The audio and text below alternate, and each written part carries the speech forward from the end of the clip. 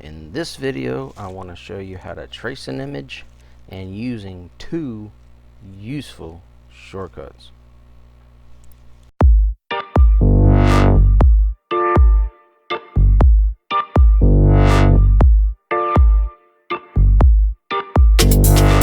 Alright guys, we're going to get right into it. What we're going to do, we're going to trace an image really quick. Now I have an image here that I have taken for one of my images that I have for one of my shirts. But real quick, this is what we're going to do. On the sidebar here, there is a trace panel. We're going to open that up and we're going to hit select trace area.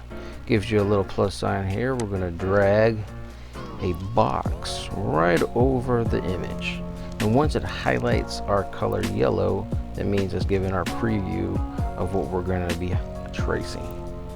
Now we're going to use this threshold. Threshold is a very good useful tool to find an image that if it can't find it, we just adjust the image threshold. Once it highlights, go ahead and press the trace button. In this tutorial, we're just tracing. So we're going to hit the trace button, and once it traces, we're going to take our image to the side. Now you see the red lines, which means it's traced. For me, I like color. So I'm going to go ahead and color it in with the black. And there it is. And that's how you trace an image. Simple. Now, two useful shortcuts. Spacebar. You see my arrow. What we're going to do, we're going to press the spacebar in. Gives it a little hand. Looks like it's about to grab something.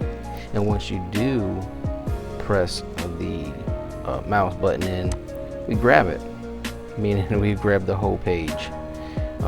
Instead of using these sidebars up and down, left or right, it's very annoying sometimes when you're working fast.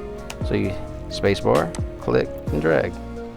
And the second useful tool, instead of coming up and hitting these magnifying glass to zoom in and out, just take the control button and hit this. That's it. Thank you for watching and hope to see y'all again.